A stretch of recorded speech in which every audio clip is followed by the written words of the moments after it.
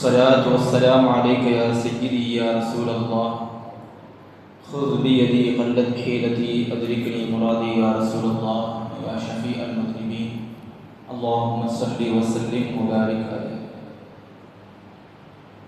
புகழனைத்தும் ஏகவல்லோ நாம் அல்லாஹ் ஒருவனுக்கு உரித்தாக.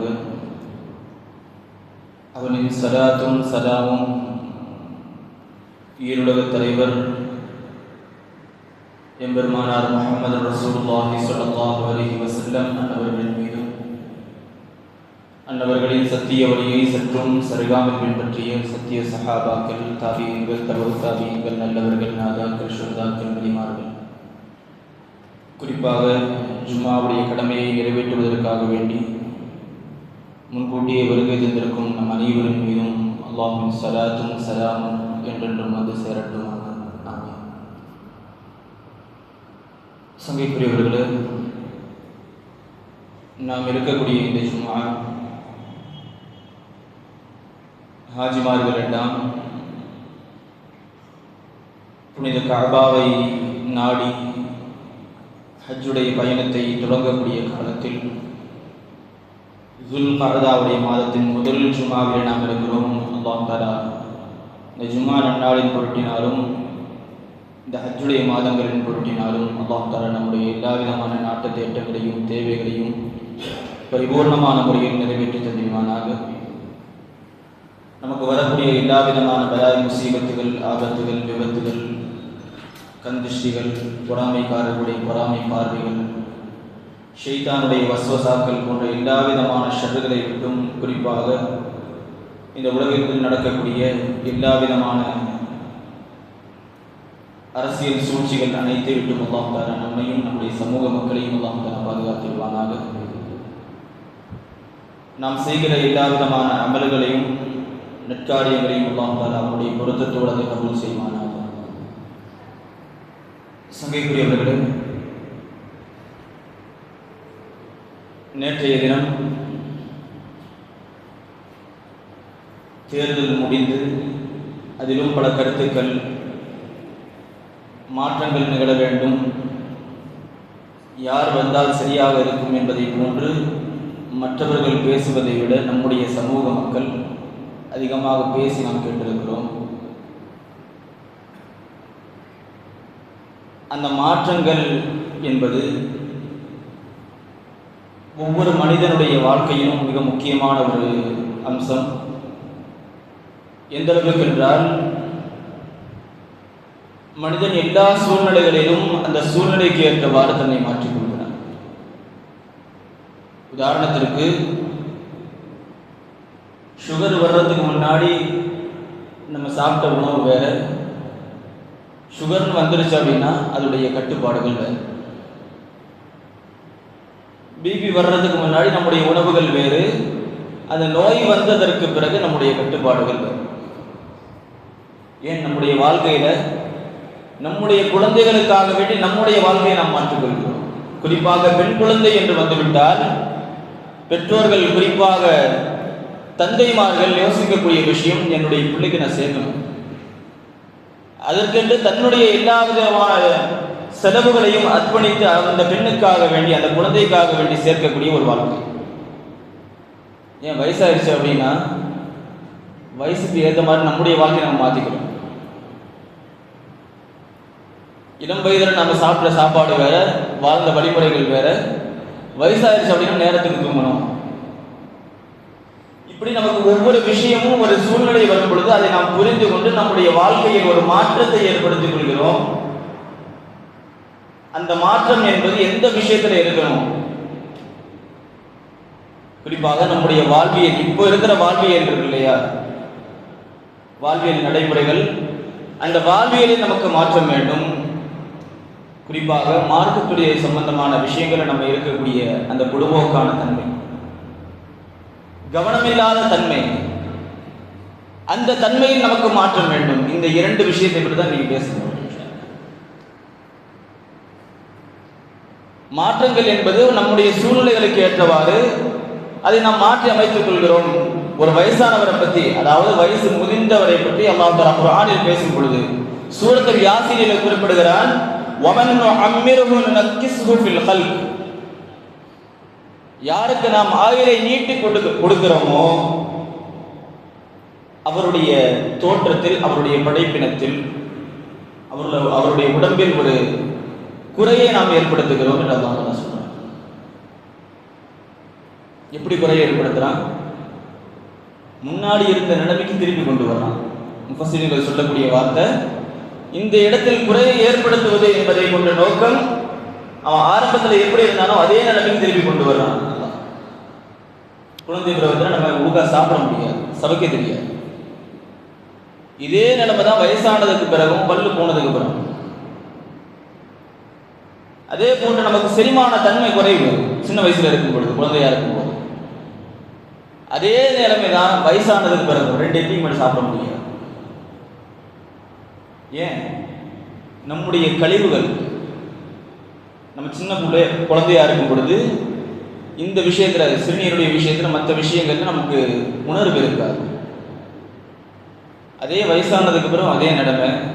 சின்ன வயசுல ஞாபகம் மறதி இருக்கும், வயசானதுக்கு பிறகும் அதே நிலைமை. இது மனிதனுடைய உடலை வைத்து அல்லாஹ் தஆலா சொல்லக்கூடிய ஒரு பாடம். இது உடலை வைத்து மட்டுமல்ல, முஃபஸ்ஸிரீன்கள் இதற்கு மேலும் ஒரு விளக்கம் தருகிறார்கள். எல்லா படைப்பினங்களிலும் அல்லாஹ் தஆலா அது ஆரம்பத்தில் எப்படி வச்சிருந்தானோ அதை அப்படியே திருப்பி கொண்டு வருவாங்க. அதற்கு அவர்கள் சொல்லக்கூடிய வார்த்தை, உலகம் ஆரம்பத்தில் எப்படி இருந்ததோ அதே நிலைமைக்கு திருப்பி வரும். உலகம் ஆரம்பத்தில் எப்படி இருந்ததோ அதே நிலைமைக்கு திரும்பி வரும்னா என்ன அர்த்தம்? முன்னாடி விவசாயம் செஞ்சாங்க, அதை பயிரிட்டு அந்த பயிரிலிருந்து அறுவடை செஞ்சு அதை கையால் தரித்து அதை திரித்து அதை ரொட்டி சுடுற விதங்களாகட்டும், மற்ற விஷயங்களாகட்டும், தன்னுடைய உழைப்பை பயன்படுத்தி ஆரம்ப காலத்தில் மனிதனுடைய வாழ்க்கை நடந்துட்டு. ஆனால் இப்போ இருக்கிற நிலைமை என்ன அப்படின்னா, என்னன்னு தெரியாத மாதிரி இருக்கணும். உழைப்புனா என்ன அப்படிங்கிற விஷயமே தெரியாம, ஏன் 1/2 டீஸ்பூன் மசாலா தயாரிக்கணும் அப்படின்னா மிஷின் இல்லாமல் நம்ம தயாரிக்க முடியாது இப்போ இருக்கிற சூழ்நிலை. முன்னாடி நம்முடைய பெற்றோர்களாகட்டும், நம்முடைய முன்னோர்களாகட்டும், அவர்கள் தன்னுடைய சொந்த கரங்களால் நம்ம இப்போ தயாரிக்கிற பவுடரை அவங்க தயாரித்தாங்க. ஆனால் இப்போ நம்ம கையில் கொடுத்து தயாரி அப்படின்னா ஒன்றும் முடியாது. அது வெறுமனையாக சொல்லிட்டு போல இந்த விஷயத்தை அல்லாஹ் சொல்லக்கூடிய இந்த வார்த்தை, உலகத்தை முன்னாடி இருந்த நிலைமைக்கே திருப்பி கொண்டு வருவேன் அப்படின்னு அல்லாஹ் சொல்றான் இல்லையா? அந்த வார்த்தைக்கு சில உதாரணங்களை நாம் பார்க்க முடியும். அதாவது இந்த காலத்தை பொறுத்த வரைக்கும் ஆயுத தாக்குதல்கள் இருக்கு இல்லையா? ஆயுத தாக்குதல்கள் முன்னாடி இருந்த காலங்களை விட இப்போ அதிகரிச்சிருக்கு. ஏன்? ஆல்பர்ட் ஐன்ஸ்டீன் சொல்லக்கூடிய வார்த்தை, உலகத்தில் மொத்தம் 4 உலகப் போர்கள் நடக்கும். 2 உலகப் போர்கள் முடிஞ்சிருச்சு, 3வது ஒரு உலகப் போர் என்று வந்தால் அது அணு ஆயுதத்தை வச்சு நடக்கணும். அதற்கடுத்து 4வது ஒரு உலகப் போர் வந்தால் குச்சை வச்சு சண்டை போடுற மாதிரி இருக்கும். ஏன்? அணு ஆயுதம் பயன்படுத்தினா என்ன விபரீதம் அப்படிங்கிறத நம்ம இப்போ சொல்ல தேவையில்லை. இது 1945 2வது உலகப் போரை நிறுத்துவதற்காக வேண்டி அமெரிக்கா ஜப்பானில் ஹிரோஷிமா நாகசாகியில் அணுகுண்டு போனாங்க. அதனுடைய வெளிப்பாடு என்ன? இப்போ வரைக்கும் அங்கே புல்பூண்டு முளைக்காது, அங்கே பிறக்கிற குழந்தைகள் ஊனமாக பிறக்குது. இது எப்போ உள்ள டெக்னாலஜி? 1945, கிட்டத்தட்ட 80 வருஷத்துக்கு முன்னாடி உள்ள டெக்னாலஜி. ஆனால் இப்போ இருக்கிற டெக்னாலஜியை பொறுத்தவரை நேற்று இருக்கிறத விட இன்னைக்கு அப்டேட் ஆகிருக்கு. நேற்று ஒன்று இருக்குன்னா இன்னைக்கு அதை விட மேலே இருக்குது. இப்படி தான் நம்ம பார்க்குறோம். அதே நேரத்தில் அப்போ இருக்க 80 வருஷத்துக்கு முன்னாடி இருந்த அணு ஆயுதம் இந்த ஒரு தாக்கத்தை ஏற்படுத்தும் அப்படின்ட்டு இருந்தா, இப்போ இருக்கிற அணு ஆயுதம் வச்சிருக்கிற நாடுகள் எத்தனை நாடு? 10 நாடுகள் இருக்குது. ஒரு பத்திரிகை எழுதக்கூடிய செய்தி, அமெரிக்காவில் இருக்கிற அணு ஆயுதம், அதில் இருக்கிற அணு ஆயுதங்களை மட்டும் பயன்படுத்தினா இந்த உலகத்தை 9 முறை அழிக்க முடியும்னு நினைச்சாங்க. அமெரிக்காவில் இருக்கிற அணு ஆயுதம் மட்டும் பயன்படுத்தப்பட்டா இந்த நிலைமை. இப்போ அணு ஆயுதம் எதுக்கு வச்சிருக்கிறாங்க? எல்லாம் பாதுகாப்புன்னு சொல்லுவாங்க. ஆனால் பின்னால் உள்ள காலங்களில் இப்போ இப்போ சமீபத்தில் நடந்த விஷயம், ஈரானில் நான் ஒரு தாக்குதலை ஏற்படுத்த போகிறேன், அந்த தாக்குதலால் கற்காலத்துக்கு போகும்னு சொன்னாங்க. ஈரான் கற்காலத்துக்கு போகும் ஒரு வாக்குமூலம் கொடுத்தார். அப்படியானால் இவர்கள் அதை பயன்படுத்துறதுக்கு தயாராக தான் இருக்கிறாங்க. அப்படி பயன்படுத்தப்பட்டால் நம்முடைய நிலைமை என்ன கொஞ்சம் யோசிச்சு பாருங்க. ஏன் இப்போ நடந்த விஷயம், ஈரான்லேருந்து வரக்கூடிய அந்த ஸ்ட்ரைட் ஆஃப் ஹர்மூஸ், அதுலேருந்து வரக்கூடிய கேஸையும் ஆயிலையும் தடை பண்ணாங்க. அதனால் இங்கே இருக்கக்கூடிய பாதிப்பு என்ன? விலைவாசி உயர்வு. அதாவது பல ஹோட்டல்கள் கேஸ் எல்லாம் மூடினாங்க. இவ்வளவு பிரச்சனைகளை உலகம் சந்திக்குது. அது மட்டும் இல்லை, அதை துறக்கிறதுக்காக வேண்டி அமெரிக்காவுக்கு எல்லா நாடுகளும் அழுத்தம் கொடுக்குது. சொல்ல போனால் உலகத்துடைய கேஸ் அண்ட் பெட்ரோல் சப்ளையில் 25% தான் எங்கேருந்து வருது, அது ஸ்டேட் ஆஃப் ஹார்மஸ். மித்த 75 வந்துட்டு தான் இருக்குது. 25 தடப்பட்டதுக்கு இந்த நிலைமை அப்படின்னா நமக்கு ஒருவேளை இதெல்லாம் இல்லாமல் போனால் என்ன நடக்கும்? நம்மளுடைய வாழ்வாதாரம் என்ன கொஞ்சம் யோசிச்சு பாருங்க. இதுதான் நான் சொல்ல வர்ற விஷயம். என்னன்னா, நம்முடைய வாழ்க்கை நடைமுறைகளில் இருக்கக்கூடிய சில விஷயங்களை நம்ம மாற்றி ஆகணும். ஒரு உதாரணத்திற்கு சொன்னால், நம்ம இயந்திரங்களுடைய சொல்லப்போனால் டெக்னாலஜி அப்படிங்கிற பேரில் இப்போலாம் ஏஐடைய அடிமைகள் எத்தனை பேர் இருக்கிறாங்க. சமீபத்தில் ஏஐ சொல்லுச்சு அப்படின்னு சொல்லி தற்கொலை பண்ணிட்டு வரதான் இருக்கிறாங்க. இந்த அளவுக்கு போயிட்டு இருக்குது உலகம். இதே இந்த விஷயங்கள் இல்லாமல் போனால், ஒரு உதாரணத்துக்கு சொல்லணும் அப்படின்னா, ஒரு கால்குலேட்டர் இருக்குது. இன்னைக்கு கணக்கு போடுறதா இருந்தால் முன்னாடி கணக்கு போட்டால் மனக்கணக்கு போடுவாங்க. இப்போ கணக்கு அப்படின்னாலும் ஃபோன் எடுத்துடுறாங்க. ஏன்னா கணக்கு போட வரல, அவனுடைய நம்பிக்கை ஃபுல்லாக எங்கே இருக்குது? கால்குலேட்டர்லையும் ஃபோன்லையும். இதே ஒரு வேலை அந்த கால்குலேட்டர் இல்லாமல் போச்சுன்னா என்ன ஆகும்? அந்த கால்குலேட்டரோட சேர்த்து அவனுடைய அறிவும் அப்படியே போயிடும். ஏன் இன்னைக்கு இருக்கிற டெக்னாலஜி பொறுத்தவரையும் ஏஐ வச்சு தான் எல்லா வேலையும் வாங்கிட்டு இருக்கிறாங்க. அந்த ஏஐ வந்ததுனால பல பேருடைய ஸ்கில் போயிடுச்சு, பல பேருடைய தனிப்பட்ட திறமைகள். நமக்கு ஒன்றும் தேவையில்லாத சொன்னால் எடுத்து கொடுத்துருவா அப்படின்றாங்க. தனக்கான அறிவை மங்க வைக்கக்கூடிய விஷயம் என்பதை இந்த உலகம் விளங்காமல் இருக்கிறது. அதே போன்றுதான் நம்முடைய வாழ்க்கையில் இருக்கக்கூடிய ஒவ்வொரு விஷயம். இப்போ கணக்கு இருக்குது, கணக்கை நம்ம சொன்னோம், மனக்கணக்கு நம்ம போட முடியலை அப்படின்னா கடைசியில் முட்டாள தான் வைக்கணும். இந்த நேரத்தில் இமாம் கஸ்ஸாலி ரஹ்மத்துல்லாஹி அவருடைய ஒரு வார்த்தை ஞாபகத்துக்கு வருது. இமாம் கஸ்ஸாலி ரஹ்மத்துல்லாஹி அவர்களை பொறுத்தவரையில்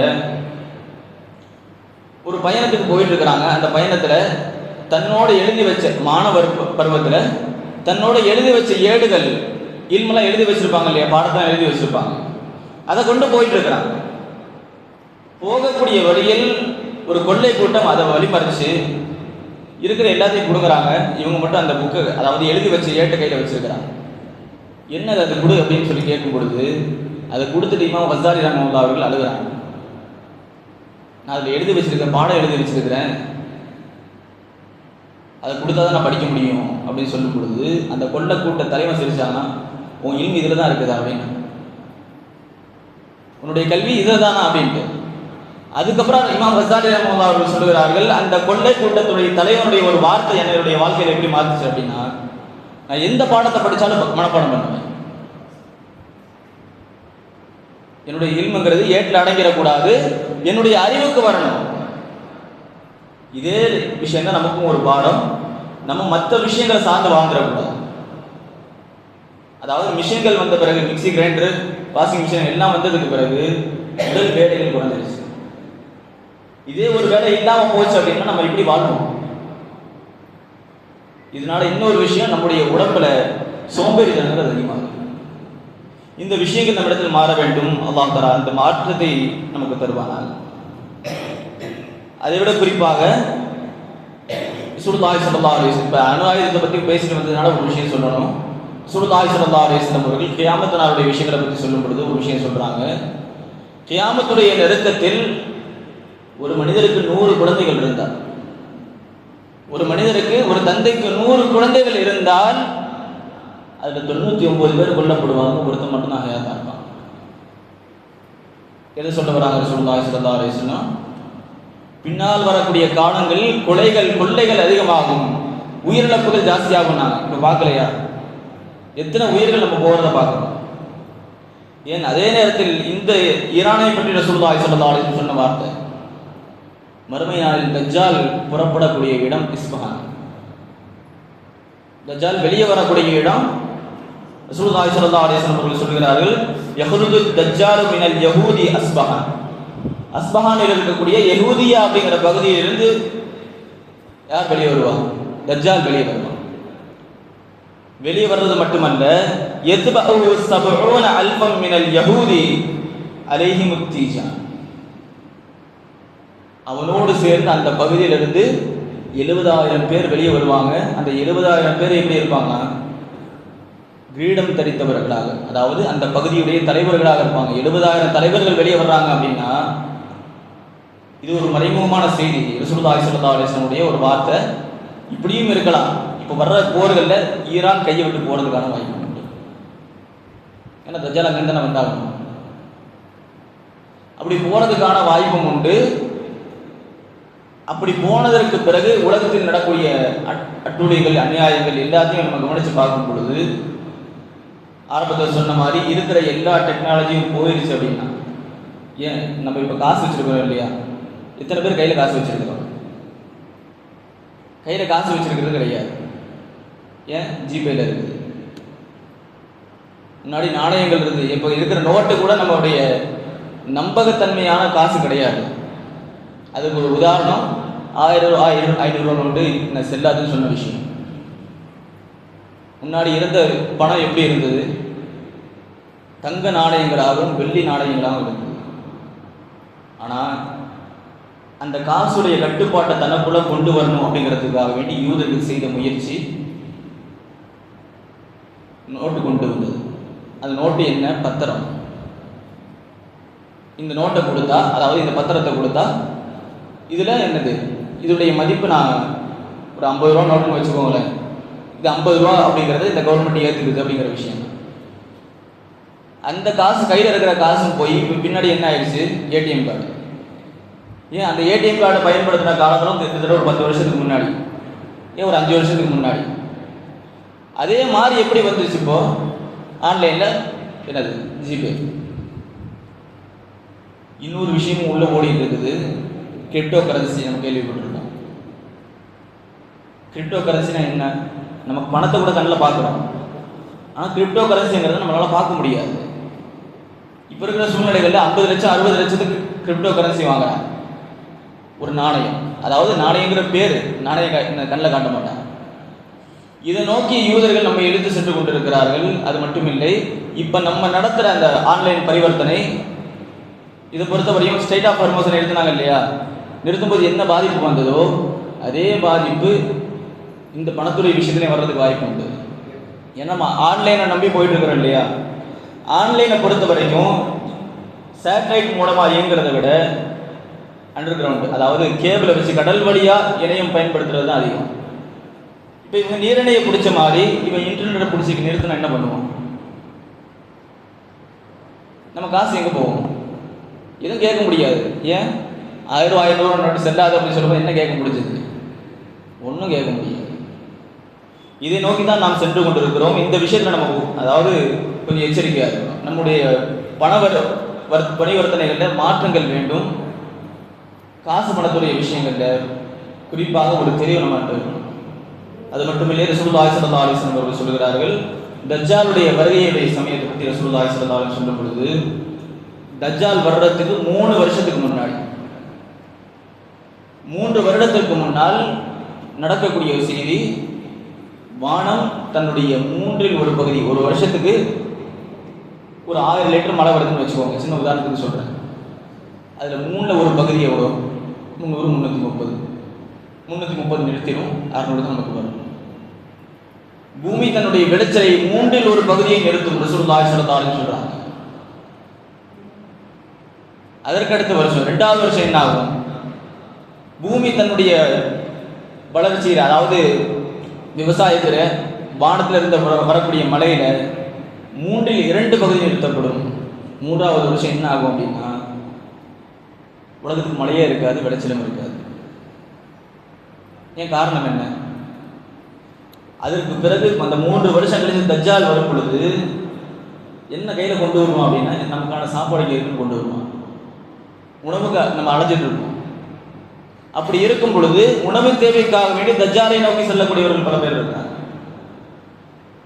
எதுக்கு அந்த 3 வருஷம் பட்சம்?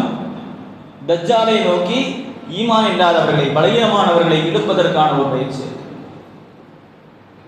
இதுதான் ரசூலுல்லாஹி ஸல்லல்லாஹு அலைஹி வஸல்லம் அவர்கள் சொல்கிறார்கள், அந்த 3 வருடங்களுக்கு பிறகு தஜ்ஜால் வருவார். தஜ்ஜால் வரும் பொழுது யாரெல்லாம் பணத்தாசையில, சாப்பாட்டுடைய ஆசையில் இருக்கிறார்களோ அவர்கள் எல்லாம் எதை நோக்கி போவாங்க? தஜ்ஜாலை நோக்கி போவாங்க. அந்த தஜ்ஜாலை விட்டு நம்மை காப்பாற்றுவதற்காக வேண்டி ஈசா அலைஹிஸ்ஸலாம் வருவாங்க. அது 2வது விஷயம். ஆனால் அதே நேரத்தில், அதாவது ஆரம்பத்தில் ஒரு விஷயம் நான் சொல்லிட்டு வந்தேன் இல்லையா, பின்னாடி அதாவது முன்னாடி இருந்த நிலைமைக்கு உலகம் மாற்றப்படும் அப்படின்னு நம்ம சொல்லும் பொழுது சில பேருக்கு இது கேலியாகவும் தெரியலாது, அது எப்படி சாத்தியம் அப்படின்னு. அதனால் ரசூலுல்லாஹி ஸல்லல்லாஹு அலைஹி வஸல்லம் அவர்கள் பயன்படுத்தக்கூடிய வார்த்தை மஹ்தி அலைஹிஸ்ஸலாம் வருவாங்க. மஹ்தி அலைஹிஸ்ஸலாம் அவர்கள் வரும் பொழுது, மஹ்தி அலைஹிஸ்ஸலாம் அவர்கள் இப்போ இருக்கிற கான்ஸ்டான்டினோபிள், அதாவது இப்போ இருக்கிற இஸ்தான்புல், துருக்கி பகுதி இருக்கு இல்லையா, இப்போ இஸ்லாமுடைய கட்டுப்பாட்டில் தான் இருக்குது.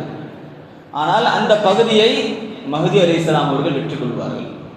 அப்போ என்ன அர்த்தம்? நம்ம கையை விட்டு போகும்னு அர்த்தம். போயிட்டு மறுபடியும் யார் கொண்டு வருவா? அதை கட்டுப்பாட்டில் யார் கொண்டு வருவா? மஹ்தி அலைஹிஸ்ஸலாம் கொண்டு வருவார். அதுவும் எப்படி? ரசூலுல்லாஹி ஸல்லல்லாஹு அலைஹி சொல்றாங்க, ரத்தம் சிந்தாமல், வாள் ஏந்தாமல், லா இலாஹ இல்லல்லாஹ் வஹ்தஹு லா ஷரீக லஹ், லா இலாஹ இல்லல்லாஹ் வஹ்தஹு லா ஷரீக லஹ், இந்த ஒரு கலிமாவை மஹ்தி அலைஹிஸ்ஸலாம் அவர்கள் அந்த நகரத்துக்கு முன்னாடி போய் சொல்லுவாங்க. அவங்களும் சரி, அவங்களுடைய படையில் இருக்கக்கூடியவங்களும் சரி, அந்த நகரத்துக்கு முன்னாடி போய் சொல்லும் பொழுது, அதை பொறுத்த வரைக்கும் ரசூலுல்லாஹி ஸல்லல்லாஹு அலைஹி சொல்றாங்க, கடல் நோக்கி, அதாவது கடல் வழியாக ஒரு வழி இருக்குது, தரை வழியாக ஒரு வழி இருக்குது அந்த நகரத்துக்கு. முதல் தடவை அதை சொல்லும் பொழுது கடல் வழியாக இருக்கக்கூடிய செவர் இடிஞ்சு விடுமா. 2வது தடவை அந்த கலிமாவை சொல்லும் பொழுது தரை வழியாக இருக்கக்கூடிய அந்த பாதை, அதாவது செவரம் இடிஞ்சு விடுவோம். கடைசியில் அந்த நகரமே, அந்த ஒரு 2 வார்த்தை, 2 கலிமா, அதை சொன்ன பிறகு அங்கே இருக்கக்கூடிய எல்லா மக்களும் யார்கிட்ட வந்துடுவாங்க? மஹ்தி அலைஹிஸ்ஸலாம் வந்துடுவாங்க. அப்போ இந்த விஷயத்தை சொல்லும் பொழுது ரசூலுல்லாஹி ஸல்லல்லாஹு அலைஹி வஸல்லம் ஒரு செய்தியை சொல்கிறாங்க. அந்த நேரத்தில் மஹ்தி அலைஹிஸ்ஸலாம் அவர்களோடு எத்தனை பேர் போவாங்க, அவங்க பேர் என்ன, அவர்களுடைய தந்தைமாருடைய பேர் என்ன, அவர்கள் என்ன குதிரையில் வருவாங்க, அந்த குதிரையுடைய கலர் என்ன, அதனுடைய முகத்துடைய தோற்றம் என்ன என்பதை நான் பார்க்கிறேன் என்றார்கள் ரசூலுல்லாஹி ஸல்லல்லாஹு அலைஹி வஸல்லம். சஹீஹ் முஸ்லிமில் பதிவு செய்யப்பட்டிருக்கிற வார்த்தை. இன்னைக்கு பல பேர் ரசூலுல்லாஹி ஸல்லல்லாஹு அலைஹி வஸல்லம் இல்முடைய விஷயத்தில் விவாதிக்கிறவங்க இருக்கிறாங்க. அந்த விஷயத்தில் நமக்கு போக தேவையில்லை. ரசூலுல்லாஹி ஸல்லல்லாஹு அலைஹி வஸல்லம் இல்மு என்ன என்பது அல்லாஹ்வுக்கு தெரியும். ரசூலுல்லாஹி ஸல்லல்லாஹு அலைஹி வஸல்லம் இந்த இடத்துல சொல்லக்கூடிய வார்த்தை குதிரையில் வருவான்றாங்க. அந்த படை எப்படி இருக்கும்? மஹ்தி அலைஹிஸ்ஸலாமுடைய படை குதிரையில் இருக்கும். நம்ம இப்போ யோசிக்கிறோம், அங்கே ராக்கெட் விட்டுட்டு இருக்கிறான், ஜெட் விட்டுட்டு இருக்கிறான், மிசைல் விட்டுட்டு இருக்கிறான், இது எப்படி சாத்தியம் அப்படின்னு. இதுதான் ஆரம்பத்தில் சொன்ன, இருக்கிற எல்லா அணு ஆயுதங்களும் ஒருத்தன் பயன்படுத்தினா இன்னொருத்தன் பயன்படுத்தாமையாக இருக்க போகிறான், எல்லாரும் பயன்படுத்துவாங்க. அப்படி பயன்படுத்தப்பட்ட பிறகு இந்த உலகத்தில் இருக்கக்கூடிய நடைமுறைகள், இந்த உலகம் ஆரம்ப நிலைக்கு தள்ளப்படும். அது எப்போ நடக்குன்னு நமக்கு தெரியாது. ஆனால் ரசூலுல்லாஹி ஸல்லல்லாஹு அலைஹி வஸல்லம் ஒரு ஹதீஸில் சொல்லக்கூடிய வார்த்தை, அப்படி நடந்தால் அதற்கான தயாரிப்பை நீங்கள் செஞ்சுக்கோங்க. ஒரு ஹதீஸ் லைஃபான ஹதீஸ் தான், ஆனால் அது நம்ம அந்த கருத்து நமக்கு தேவையான ஒரு கருத்து. ரசூலுல்லாஹி ஸல்லல்லாஹு அலைஹி வஸல்லம் சொல்கிறாங்க, மஷ்ரிக்கிலிருந்து, அதாவது இப்போ நம்ம சொல்கிற மிடில் ஈஸ்ட் அந்த பகுதியில் ரமலானுடைய மாதத்தில், அதுவும் வெள்ளிக்கிழமை அன்று ஒரு நெருப்பு தூண் கிளம்பும் அப்படின்னா சொல்லுங்க. அப்படி நீங்கள் அந்த விஷயத்தை பார்த்தீங்கன்னா, ரமலானில் வெள்ளிக்கிழமை அன்று நெருப்புடைய பிளம்பை அங்கே பார்த்தீங்க அப்படின்னா, ஒரு வருஷத்துக்கான உணவுக்கு நீங்கள் தயார் செஞ்சுக்கோங்க அப்படின்னா சொல்லுவாங்க. இதே தான் நம்ம பார்த்தோம் ரமலானில். இந்த ரமலானில் அதுவும் வெள்ளிக்கிழமை அன்னைக்கு ஈராக் பகுதியில் அந்த மிசைலுடைய தாக்குதல், அதாவது இப்போ இருக்கிற அந்த போகிற அந்த மிசைல்கள் சரி, எந்த விதத்தில் இருக்குது, எல்லாமே நெருப்பு சம்பந்தமாக. இதை பார்த்துட்டு சில உலமாக்கள் சொல்லக்கூடிய கருத்து, ரசூலுல்லாஹி ஸல்லல்லாஹு அலைஹி வஸல்லம் அவர்கள் சொன்னது போல் நம்ம ஒரு முன்னெச்சரிக்கையாக இருந்துக்கணும்னு சொல்கிறாங்க. அந்த ஒரு விஷயத்துக்காக தான் இந்த தலைப்பை எடுத்து நம்ம இந்த விஷயத்தை பேசிட்டு இருக்கோம். நம்ம பின்னாடி வரக்கூடிய காலங்களுக்கு நாம் இப்போயே தயாராகிக்கணும். என் வீட்டில் வேலை செய்கிறது இல்லையா, மிஷின் நம்பி இருக்கிறோமா, அந்த வாழ்க்கை வேணும். அந்த மிஷின்களால் நம்ம உடம்புக்கு தான் கேடு. நம்ம ஆரோக்கியமாக செயல்படணும். அது மட்டும் இல்லை, இன்னொரு விஷயம் நான் சொல்கிறேன். ஆரம்பத்தில் 2 விஷயத்தை பற்றி பேசுகிறேன்னு. ஒன்று வாழ்க்கை ரீதியான ஒரு மாற்றம், 2வது மார்க்க ரீதியான ஒரு மாற்றம். மார்க்க ரீதியான மாற்றம்னா நான் ஆரம்பத்தில் இப்போ சொல்கிற விஷயம், இஸ்ரேலியர்கள்ட்ட, அதாவது இஸ்லாமியர்களை தாக்க வரும் பொழுது இஸ்ரேலிய ஒரு தளபதி சொன்ன ஒரு வார்த்தை, ஜும்மாக்கு வர்ற கூட்டம் ஃபஜ்ருக்கு வராத வரை நமக்கு ஆபத்து இல்லைன்னா. ஜும்மா தொழுகைக்கு வர்ற கூட்டம் ஃபஜ்ருக்கு வராத வரை நமக்கு ஆபத்து இல்லை அப்படின்னா. இன்னைக்கு ஜும்மாக்கு நம்ம பார்க்குறோம் எப்படி இருக்கு, எந்த நிலைமையில் நம்ம இருக்கிறோம்னு யோசிச்சுக்கோம். ஜும்மாக்கு நான் ரசூலுல்லாஹி ஸல்லல்லாஹு அலைஹி வஸல்லம் சொன்ன ஒரு வார்த்தை, ஜும்மாக்கு வரும் பொழுது குதுபாவிற்கு முன்னால் வரை, ஜும்மாவுடைய பாங்கு சொன்னதுக்கு பிறகு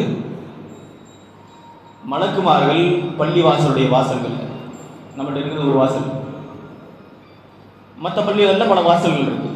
ரசூலுல்லாஹி ஸல்லல்லாஹு அலைஹி சொல்றாங்க, பள்ளிவாசலுடைய வாசல்களில் மலக்குமார்கள், வெள்ளிக்கிழமை கன்று நியமிக்கப்பட்ட மலக்குமார்கள் வரக்கூடிய மனிதர்களுடைய எண்ணிக்கையை, யார் முன்னாடி வராங்க, யார் அடுத்து வராங்க அப்படின்னு ஒவ்வொரு ஆளுடைய பெயரையும் பதிவு செய்யறாங்க. அந்த பேர்ல முன்னாடி வந்தவங்களுக்கு ரசூலுல்லாஹி ஸல்லல்லாஹு அலைஹி சொன்னாங்க, ஒரு ஒட்டகம் குர்பானி கொடுத்தவருடைய நன்மை. கேட்டா இந்த ஹதீஸ் ஏற்கனவே கேட்ட மாதிரி தான் இருக்குது அப்படின்னு சொல்லிடுவீங்க. அமல் எங்க இருக்குது? முதல்ல வர ஆளுக்கு யார்கிட்ட கேட்டாலும் சொல்லுவாங்க இந்த ஹதீஸை. முதல்ல வர ஆளுக்கு என்ன நன்மை? ஒட்டகம் குர்பானி கொடுத்த நன்மை.